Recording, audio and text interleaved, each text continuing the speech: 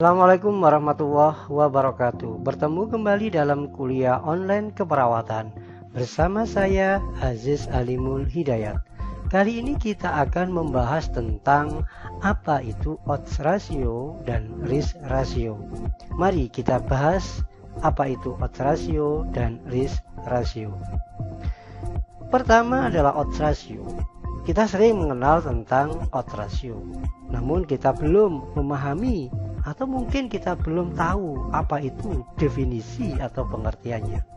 Bahwa odds ratio itu adalah sebuah ukuran asosiasi paparan atau faktor risiko dengan kejadian penyakit yang dihitung dari angka kejadian penyakit pada kelompok yang berisiko atau kelompok yang terpapar faktor risiko dibandingkan dengan angka kejadian penyakit pada kelompok yang tidak berisiko atau yang tidak terpapar faktor risiko.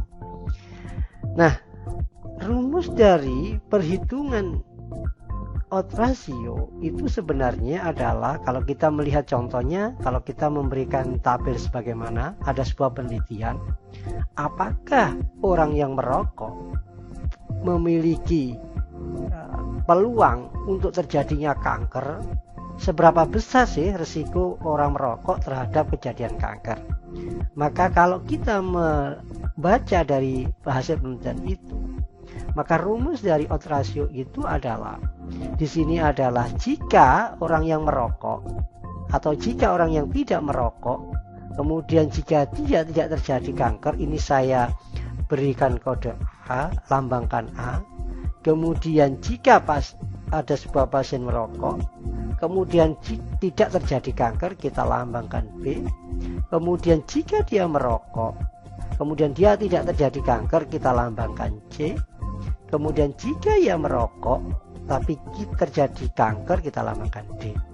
Maka dikatakan odds ratio jika antara kasus yang tidak merokok, dia tidak terjadi kanker, dikalikan dengan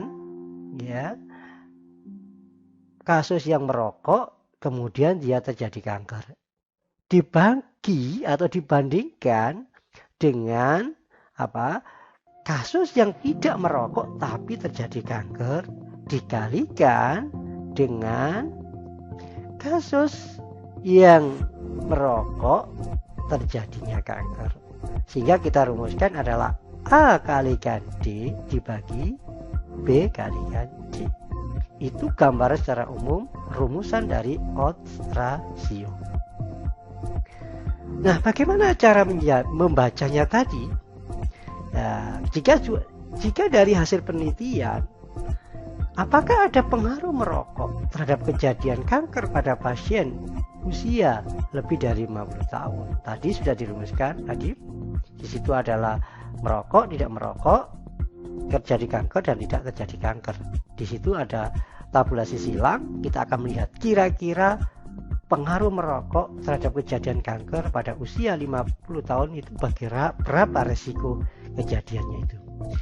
Jika ada sebuah hasil analisis statistik mengatakan pengujiannya, kemudian dia mendapatkan hasil sebagaimana odds ratio, perkiraan dari odds ratio ditemukan seperti ini, maka dikatakan nilai odds rasionya adalah 15. Artinya apa? Orang di sini adalah orang atau kasus yang merokok itu memiliki resiko 15 kali kejadian, 15 kali peluang terjadinya kanker. Jadi saya ulangi lagi bahwa kasus merokok, orang yang merokok itu memiliki peluang atau risiko 15 kali lipat kemungkinan terjadi pada kanker. Jika hasil analisis estimasinya untuk odds ratio itu adalah 15. Dia menggunakan signifikasi atau tingkat kemananya adalah 0,016. Berarti ini penelitiannya itu ada hubungannya. Nah, di situ ada batas confidence interval 95. Nah, tingkat kepercayaan yang memiliki arti sebenarnya Kalau kita tahu ada 90, ada 95, itu adalah confidence interval yang dipakai di dalam penelitian ini ada 95. Nah, apa itu sih sebenarnya confidence interval itu adalah sebuah parameter sebenarnya. Itu parameter yang digunakan untuk menentukan keakuratan nilai mean, nilai rata-rata pada sampel. Untuk apa? Untuk mewakili mean yang ada di populasi sebenarnya. Jadi sebenarnya kita bisa memprediksi nilai rata-rata yang ada di sampel atau intervalnya atau range-nya, mengukurnya seberapa kuat sih, seberapa akurat sih nilai rata-rata yang ada di sampel yang mewakili mean itu pada populasi. Nah, itu nilai signifikasi 95 ini. Nah, kalau hasilnya odds ratio-nya 1,65, ini paling kecil, batasan paling kecil. Dari hasil penelitian itu, paling kecil, paling bawah, orang yang merokok itu memiliki resiko kejadiannya adalah 1,6 kali pada terjadinya kanker. Demikian juga batas atasnya dari orang yang merokok itu memiliki kelipatannya 136 kali resiko terjadinya kanker. Nah, ini batasan dari odds ratio. Jadi kalau kita mengenal dari odds ratio, itu adalah sering ditemukan pada penelitian-penelitian yang desainnya adalah case control. Tetapi kalau pada cohort itu adalah desainnya adalah relative risk atau risk ratio. Nah, jika kita menemukan lagi ada penelitian kemudian hasil analisis muncul seperti ini, maka dipastikan dari hasil risiko ini, dari hasil odds ratio ini, bahwa nilai odds ratio itu biasanya dilambangkan pada eksponen B ini. Jadi orang yang merokok tadi memiliki 15 kali atau melipat dibandingkan dengan orang yang tidak merokok dalam menentukan resiko terjadinya kanker dengan batas bawah dan batas atasnya. Jadi tadi saya sampaikan bahwa ya minimal dari hasil itu rentangnya adalah orang yang merokok memiliki kelipatan bawah minimal 1,6 dan paling atas ada 1,36. Jika di rata-rata dari odds ratio-nya adalah 15 kali lipat terjadinya kejadian kanker jika dibandingkan dengan tidak merokok. Selanjutnya kita kenalkan dengan risk ratio. Kalau tadi adalah odds ratio yang sering kita temukan pada penelitian-penelitian case control. Namun pada penelitian dengan cohort biasanya menggunakan risk ratio atau disebut dengan relative risk. Adalah sebuah rasio dari risiko untuk terjadinya penyakit pada kelompok terpapar dibandingkan kelompok yang tidak terpapar. Atau ukuran yang dapat menunjukkan berapa kali risiko untuk mengalami penyakit pada sebuah populasi yang terpapar relatif dibandingkan dengan populasi yang tidak terpapar. Nah, di dalam penentuan risk ratio itu ada ketentuan sebagaimana hasilnya.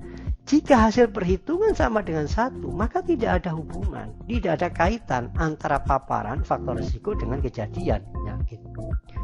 Bila hasil perhitungannya lebih dari 1, artinya paparan itu merupakan faktor risiko terjadinya penyakit. Artinya paparan itu bisa meningkatkan risiko terkena penyakit. Ya. Bila hasil perhitungan kurang dari 1, paparan itu memiliki efek protektif terhadap penyakit.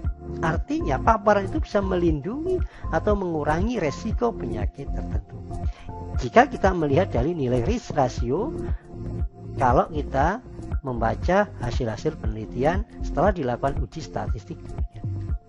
Nah, kita akan melihat contoh. Saya akan mencontohkan apakah ada ini semacam apakah anak-anak ketika dileskan sejak privat atau yang tidak bisa memprediksi kelulusan ujian, katakan situ.